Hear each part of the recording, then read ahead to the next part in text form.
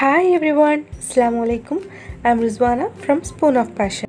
இன்னைக்கு நம்மளோட வீடியோல கேரளாவோட சிக்னேச்சர் டிஷ்ஷான மீன் பொள்ளிச்சது எப்படி பண்றதுன்னு தான் பார்க்க போறோம். சோ அது பார்க்கிறதுக்கு முன்னால இதுவரைக்கும் நம்ம சேனலை சப்ஸ்கிரைப் பண்ணாதவங்க சப்ஸ்கிரைப் பண்ணிட்டு பக்கத்துல இருக்கிற பெல் ஐகானை பிரஸ் பண்ணிக்கோங்க. மீன் பொள்ளிச்சது அப்படின்றது வாழை இலையில மீனை ரோஸ்ட் பண்ணி எடுக்கிறது தான். ஸோ இன்றைக்கி அது பண்ணுறதுக்காக 2 வெள மீன் எடுத்துருக்கிறேன். ரெண்டும் சேர்த்து 500 grams இருக்கும். நான் இதில் மேரினேஷன் பண்ணுறது எதுவுமே காணிக்கல, பிகாஸ் நம்ம பேசிக்காக பண்ணுற அதே மேரினேஷன் தான்.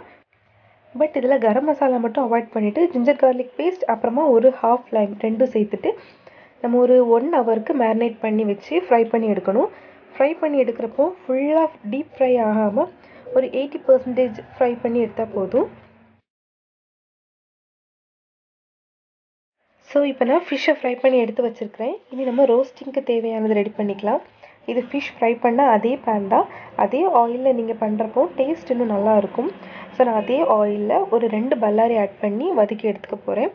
நல்லா டிரான்ஸ்பரண்ட் ஆகிற வரைக்கும் நல்லா வதக்கி எடுத்துக்கோங்க. பல்லாரி நல்லா டிரான்ஸ்பரண்ட்டாக வதங்கினதுக்கப்புறமா ஒரு டீஸ்பூன் இஞ்சி பூண்டு பேஸ்ட்டு, கொஞ்சம் கருவேப்பிலை ரெண்டும் சேர்த்துட்டு இஞ்சி பூண்டு பேஸ்ட்டோட பச்சை வாசனை போகிற வரைக்கும் நல்லா வதக்கி விட்டுக்கலாம். நல்ல பழுத்த ஒரு தக்காளியாக எடுத்து சாப் பண்ணி ஆட் பண்ணியிருக்கிறேன்.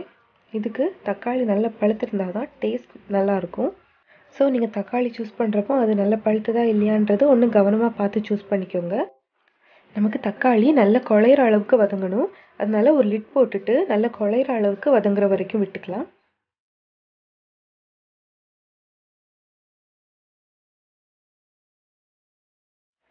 இப்போ பார்த்தீங்கன்னா தக்காளி நல்லா வதங்கிடுச்சு.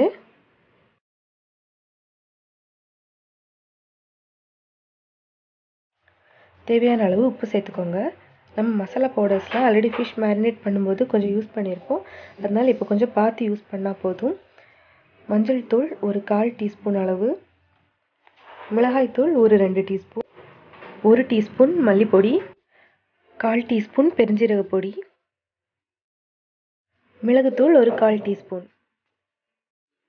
ஸோ இப்போ மசாலா பவுடர்ஸ்லாம் ஒன்றா சேர்த்துட்டு பச்சை வாசனை போகிற வரைக்கும் நல்லா வதக்கி விட்டுக்கலாம்.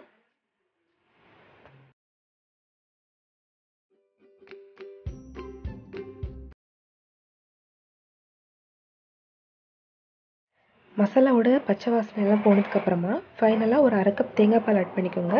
ரொம்ப திக்கான தேங்காய் பால் எடுத்துக்கோங்க. ஃபஸ்ட்டு பாலுன்னு சொல்லுவாங்கள்ல அது. நான் ஜாஸ்தி யாரும் இதில் தேங்காய் பால் ஆட் பண்ண மாட்டாங்க. பட் இதை ஆட் பண்ணுறப்போ டேஸ்ட் இன்னும் என்ஹான்ஸ் ஆகும். அதுக்காக தான் நான் தேங்காய் பால் ஆட் பண்ணியிருக்கிறேன். தேங்காய் பால் வேண்டாம் அப்படின்னு ஸ்கிப் பண்ணிவிட்டு கொஞ்சம் வாட்டர் ஆட் பண்ணுறவங்க மிளகுத்தூள் ஆட் பண்ணிக்க வேண்டாம். பட் தேங்காய் பால் ஆட் பண்ணுறவங்க கண்டிப்பாக மிளகுத்தூள் ஆட் பண்ணியே ஆகணும். நம்ம ஆட் பண்ண தேங்காய் பால்லாம் வற்றி நல்ல க்ரீமியான கன்சிஸ்டன்சி வரும்போது கொஞ்சம் கொத்தமல்லி தழை ஆட் பண்ணிவிட்டு நம்ம ஸ்டவ்வை ஆஃப் பண்ணிக்கலாம்.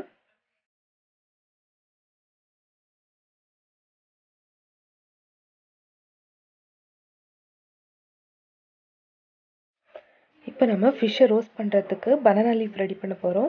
இந்த வாழை இலையில் டைரெக்டாக வச்சு நம்மளால் ஃபிஷ்ஷை ரேப் பண்ண முடியாது.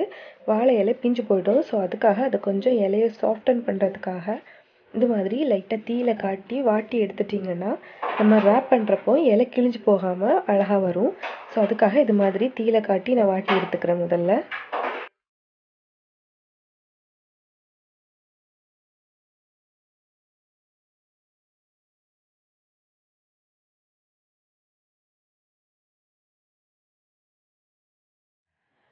ஸோ இப்போ லீஃப் ரெடி பண்ணி எடுத்தாச்சு.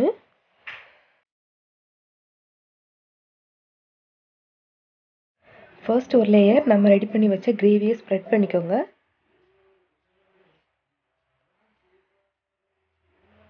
இப்போது ஸ்ப்ரெட் பண்ண கிரேவி மேலே ஃபிஷ் எடுத்து வச்சுக்கலாம். இப்போ ஃபிஷ்ஷுக்கு மேலே இன்னொரு லேயர் கூட நம்ம ரெடி பண்ண கிரேவியை போட்டுக்கலாம். நம்ம இந்த கிரேவி ஃபிஷ் ஃபுல்லாக கவர் ஆகிற மாதிரி போட்டுக்கணும். அப்படி போடுறப்போ தான் அந்த கிரேவியோட டேஸ்ட் எல்லாமே அந்த ஃபிஷ்ஷில் நல்லா பிடிக்கும்.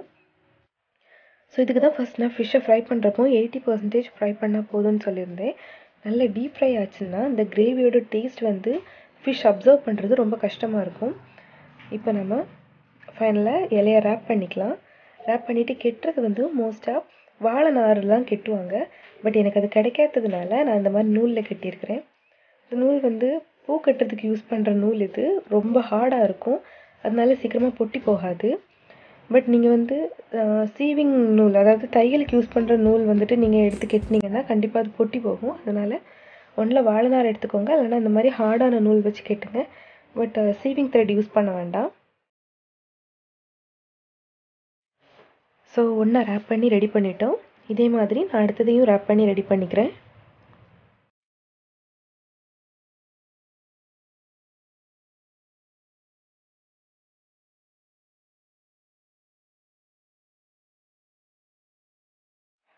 இப்போ நான் ஒரு மண்கல் எடுத்துருக்கிறேன். இது ஆக்சுவலாக ஓட்டடை சட்டின்னு சொல்லுவாங்க. இதில் நான் கொஞ்சமாக ஆயில் விட்டுருக்கிறேன். ஆயில் விடாமல் கூட பண்ணலாம், பட் ஆயில் விடாமல் பண்ணுறப்போ கல் வந்து ஓவர் ஹீட் ஆகி வெடிக்க சான்ஸ் இருக்குது. ஸோ அதுக்காக தான், அதை அவாய்ட் பண்ணுறதுக்காக நான் ஆயில் விட்டுருக்கிறேன். ஆயில் விட்டுட்டு இப்போ நான் ஃபிஷ் எடுத்து அதில் வச்சுட்டு ஒரு லிட் போட்டு க்ளோஸ் பண்ணிக்கோங்க. லிட் போட்டதுக்கப்புறமா ஒரு 5 நிமிஷத்துக்கு அப்படியே விட்டுருங்க. விட்டுட்டு ஒரு 5 நிமிஷம் கழித்து ஓப்பன் பண்ணிக்கலாம். ஸோ சைடில் பார்த்தீங்கன்னா தெரியும், நான் ரேப் பண்ணி வச்சா இன்னொன்று வந்துட்டு தோசைக்கல்லில் போட்டிருக்கிறேன். இப்போ இது வந்து ஒரு 5 நிமிஷம் ஆயிடுச்சு. இப்போ இதை எடுத்து திருப்பி போட்டுக்கிட்டு மறுபடியும் ஒரு 3 நிமிஷத்துக்கு குக் பண்ணிக்கலாம். நம்ம மண்கல்லில் பண்ணுறதுக்கும் தோசைக்கல்லில் பண்ணுறதுக்கும் கொஞ்சம் வித்தியாசங்கள் இருந்துச்சு. டேஸ்ட்டில் பெருசாக வித்தியாசம் இல்லைன்னா கூட மண்கல்லில் பண்ணுறதுல நல்ல ஒரு ஃப்ளேவர் இருந்தது. அந்த அளவுக்கு தோசைக்கல்லில் பண்ணதில் இல்லை. அண்ட் அந்த கிரேவியோட டேஸ்ட் எல்லாமே மண்கல்லில் பண்ணுறதுல நல்லாவே இறங்கியிருந்து ஃபிஷ்ஷும் கொஞ்சம் கூட எக்ஸ்ட்ராவாக குக்காக இருந்துச்சு. ஸோ நீங்கள் மோஸ்ட்டாக முடிஞ்ச வரைக்கும் மண்கல்லில் பண்ணுறதுக்கு ட்ரை பண்ணுங்கள். இப்போ நம்மளோடது ரெடி ஆயிடுச்சு. 3 நிமிஷம் கழித்து நான் ஓப்பன் பண்ணி வெளியே எடுத்துட்டேன்.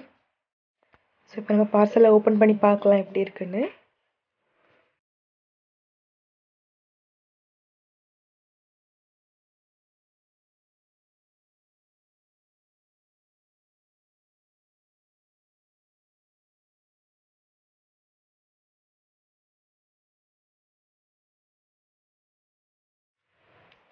ஆக்சுவலாக ஓப்பன் பண்ண முடியல, ரொம்ப ஹாட்டாக இருக்குது. பட் இது ஆறுனதுக்கப்புறம் சாப்பிட்றத விட சூடாக சாப்பிட்றப்போ டேஸ்ட் ரொம்ப நல்லாயிருக்கும். பார்த்தீங்கன்னா கிரேவியெல்லாம் மேலே நல்லா கோட் ஆகி உள்ளால ஃபிஷ் ரொம்ப சாஃப்டாக அழகாக இருக்குது.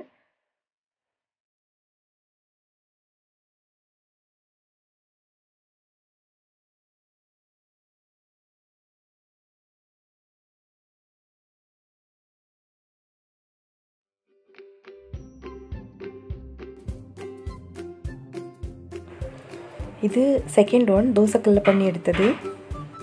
ஸோ வீட்டில் மண்கல் இல்லாதவங்க இது மாதிரி தோசைக்கல்லே பண்ணுங்கள். பட் டேஸ்ட் நல்லா தான் இருக்கும், ஃப்ளேவர் மட்டும் கொஞ்சம் மிஸ் ஆகும், மற்றபடி வேறு ஒன்றும் இல்லை. ஸோ வீட்டில் எல்லோரும் இதை ட்ரை பண்ணி பாருங்கள். ட்ரை பண்ணிவிட்டு எப்படி இருந்துச்சுன்றது மறக்காமல் கமெண்ட்ஸில் சொல்லுங்கள். அண்ட் வீடியோ பிடிச்சிருந்தனா மறக்காமல் லைக் பண்ணுங்கள், ஷேர் பண்ணுங்கள். அண்ட் இது வரைக்கும் நம்மளோட சேனலை சப்ஸ்கிரைப் பண்ணாதவங்க சப்ஸ்கிரைப் பண்ணிவிட்டு பக்கத்தில் இருக்கிற பெல் ஐக்கானும் ப்ரெஸ் பண்ணிக்கோங்க. தேங்க்ஸ் ஃபார் வாட்சிங். அஸ்ஸலாமு அலைக்கும்.